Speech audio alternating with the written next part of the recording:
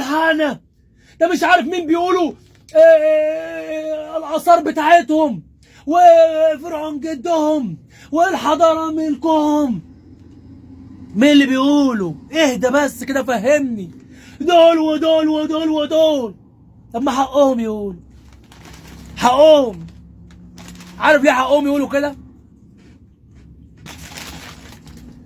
عشان احنا المصريين طماعين، خدنا كل حاجة.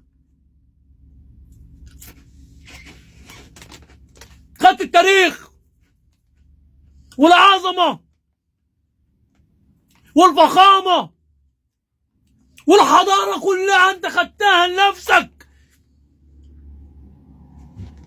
وجدودك عملوا كل حاجة وعلموا على الناس دي. انت جدك ده ايه يا اخي؟ ما كانش عنده دين؟ كافر. الذهب اللي فيه دول دلوقتي بيمثل لها اقتصاد، يعملوا شبشب ويلبسوا في رجليه. ها؟ مين اللي بيقول فرعون جدي؟ على طرف فرعون جدنا، القرآن قال كده.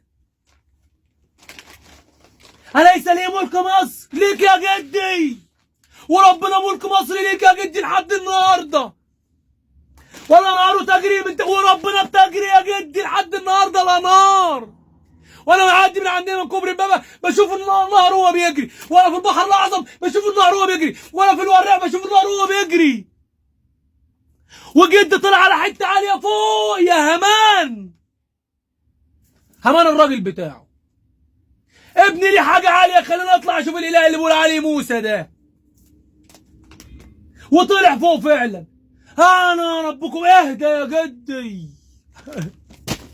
الله يسترك. ثواني ما تسيحليش وانا واقف مكاني.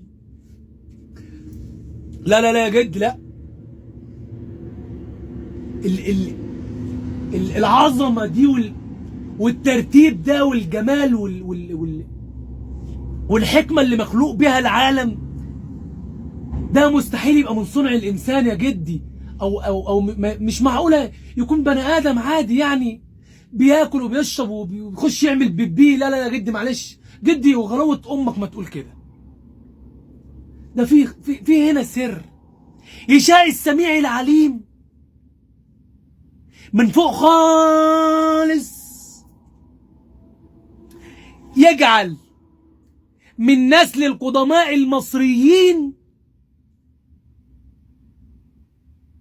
يقولوا في سجودهم سبحان ربنا العظيم.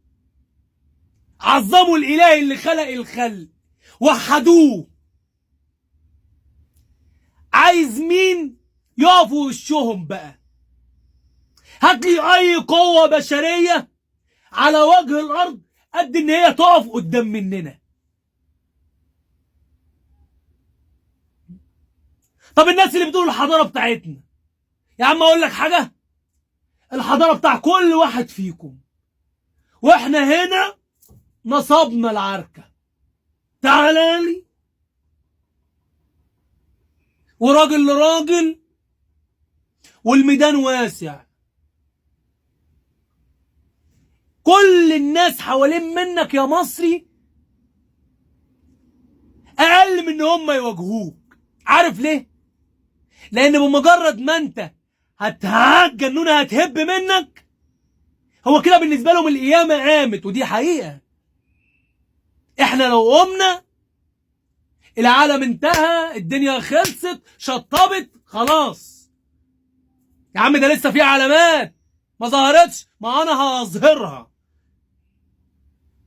ما اصل هي القيامه ممكن تتقدم لكن ما تتاخرش. يعني لما خلاص يلا تعالى لي بقى، انت مش عايز تاخد ممتلكات ياض. هو انا ذنبي ان انت مالكش فصل ولا اصل ولا تاريخ ولا حضاره؟ انا اعمل لك ايه طيب؟ وانا ما اعرفش ان جنسيتي هتعكننك كده للدرجه دي يا عمي. كنت اخترت حاجه تاني، بس ما كنتش هختار غير مصري بقى. معلش الناس تحاول تهدى شويه عشان ايه؟ افضل ساكت.